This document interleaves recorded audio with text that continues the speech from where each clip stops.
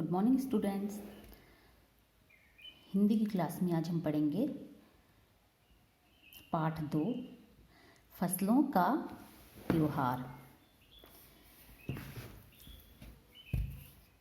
सारा दिन बोरसी के आगे बैठकर हाथ तापते हुए गुजर जाता है। इसमें बताया है कि हमारा सारा दिन बोरसी यानी कि अंगीठी के आगे हाथ तापते हुए गुजर जाता है। कहाँ? तो खिचड़ी के समय। खिचड़ी मीन्स जब मकर संक्रांति का त्यौहार आता है, मकर संक्रांति के समय धूप में गर्माहट शुरू होती है और होनी चाहिए, और यहाँ हम सूरज के इंतज़ार में आस लगाए बैठे हुए हैं। कहानी इस लेख में बताया है कि कहाँ तो पूरा दिन हम सूरज की गर्माहट लेते थे, और अब देखो मकर संक्रांति के समय में भी हमको अंगीठी के आगे हाथ तापते हुए पूरा दिन निकल रहा है हमारा। पूरे 10 दिन हो गए सूरज लापता है। 10 दिन से सूरज आया ही नहीं। आज सुबह तो रजाई से निकलने की हिम्मत ही नहीं हो पा रही थी।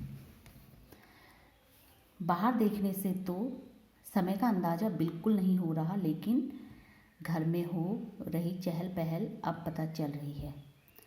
बाहर देखने से तो पता ही नहीं चल रहा कितना समय हो गया है, कितना नहीं हुआ है, पर जब घर के अंदर चहल पहल हो रही तो उससे पता चल रहा है कि कितना टाइम बीत गया होगा। रह रह कर कानों में कभी चांपाकल के चलने और पानी के गिरने की आवाज़, तो कभी किसी के हाँक लगाने की आवाज़ आ रही थी। जा भाग के देख केरा के पत्ते आइल की ना। इसमें बताया है कि चांपाकल मतलब हैंडपम्प, जो हैंडपम्प हम चलाते हैं उसके चलाने से आवाज़ आती है, तो वह आवाज़ आ रही है। और किसी की आवाज़ लगाने की भी कोई हमें पीछे से आवाज़ दे रहा है कि जब भाग के देख कि केले के पत्ते आए कि नहीं। आज ई लोग के उठे के नहीं खे का, बोल जल्दी तैयार हो खस। आज सब लोग क्यों नहीं उठ रहे हैं? इनसे बोलो कि आज मकर संक्रांति का त्यौहार है, तो आप जल्दी उठिए। नहा धोकर हम सभी एक कमरे में इकट्ठा हो गए। दादा और दादी ने क्या सफ़ेद चकाचक मांड लगी धोती और कुर्ता पहना था। एकदम मतलब साफ सुथरे कपड़े और चमकदार कपड़े पहन के दादा और चाचा तैयार थे। खिचड़ी में ऐसन ठाड़ हम पहले कब्बो ना देखनी, सारा देह कनका देता। वो कह रहे हैं कि खिचड़ी में ऐसा मौसम हमने कभी देखा ही नहीं। मकर संक्रांति के टाइम पे हमने ऐसा मौसम देखा ही नहीं कि मतलब पूरे शरीर कँपा रहा है जाड़े से।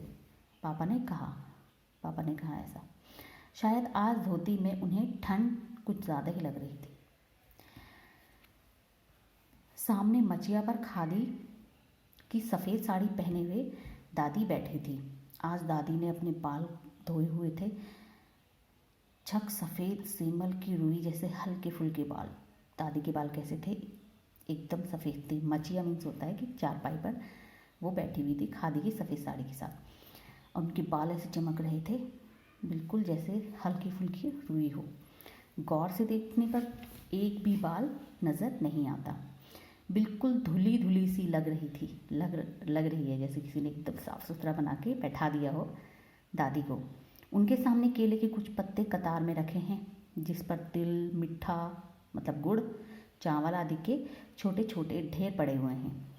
हमें बारी बारी से उन सभी चीज़ों को छूने और प्रणाम करने के लिए कहा गया। हम लोगों को बारी बारी से उसको छूने और प्रणाम करने के लिए सब बच्चों को कहा गया। मकर संक्रांति में अपने से बड़ों को पैर छूते हैं और फिर कुछ ना कुछ गिफ्ट मिलता है। जब सबने ऐसा कर लिया तो उन सभी चीज़ों को एक जगह इकट्ठा करके दान कर दिया गया।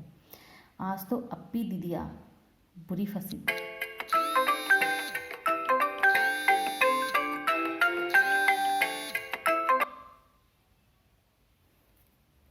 आज तो अप्पी दीदी पूरी फंस। उन्हें ना तो चूड़ा दही ही पसंद है और ना ही खिचड़ी, पर आज तो फरमाइशी नाश्ता नहीं चलेगा। उन्हें दोनों ही चीज़ें खानी ही पड़ेंगी, क्योंकि उन्हें ना तो खिचड़ी पसंद है ना चूड़ा दही। मगर आज तो और कोई नाश्ता बनेगा ही नहीं, इसलिए दीदी तो बुरी फंसी, आज उन्हें खिचड़ी ही खानी पड़ेगी। आज खिचड़ी जो है, खिचड़ी खाने के बाद सभी ने गया से आए, गया एक जगह का नाम है, वहाँ से आए तिल, गुड़ और चीनी तिलकुट को बड़े चाव से खाया। चीनी के तिलकुट को बड़े चाव से खाया। खाते खाते मैं सोच रही थी कि कितनी अलग है ना यह खिचड़ी जो हम मना रहे हैं। स्कूल में हम जो खिचड़ी मनाते थे उसकी अलग ही मस्ती हुआ करती थी। छुट्टी का दिन नाव में बैठकर गंगा नदी की सैर और फिर टापू पर बालू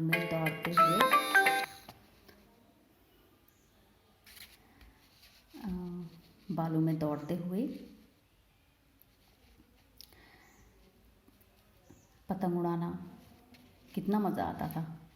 इधर हम पतंग उड़ाते थे और वहीं थोड़ी दूर गुरुजी, विमला, दिद्दा, आनंद जी, छिलमित भैया सब मिलकर ईंट से बने चूल्हे पर बड़े बड़े कड़ाहों में खिचड़ी बनाते थे। एक बड़ी कढ़ाई होती थी तो उस पर सब लोग मिलकर आपस में खिचड़ी बनाते थे। हम भी बीच बीच में अपनी पतंगों को सुस्ताने का मौका देते और मटर और प्याज छीलने बैठ जाते थे। वैसे खिचड़ी दोबारा खाने को नहीं मिली। वाकई ढंग कैसा भी हो, पर है ये खुशियों का त्यौहार। मकर संक्रांति में लोग पतंग भी उड़ाते हैं।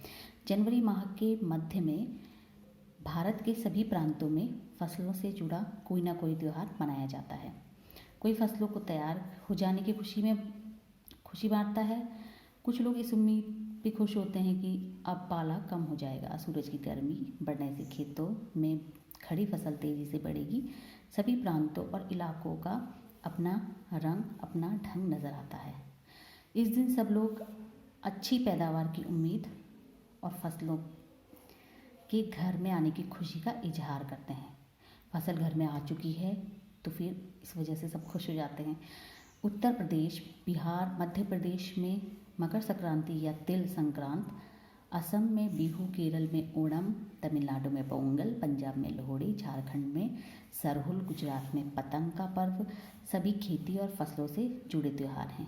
इन्हें जनवरी से मध्य अप्रैल तक अलग अलग समय मनाया जाता है। झारखंड में सरहुल बड़े जोश व खरोश के साथ मनाया जाता है। 4 दिनों तक इसका जश्न चलता है। तो बच्चों, यहाँ तक आपको पढ़ना है और अपने घर में जोर जोर से इसका अभ्यास करना है ताकि आपको हिंदी पढ़नी अच्छे से आ जाए, और इसके आगे का लेसन हम कल पढ़ेंगे। Bye bye.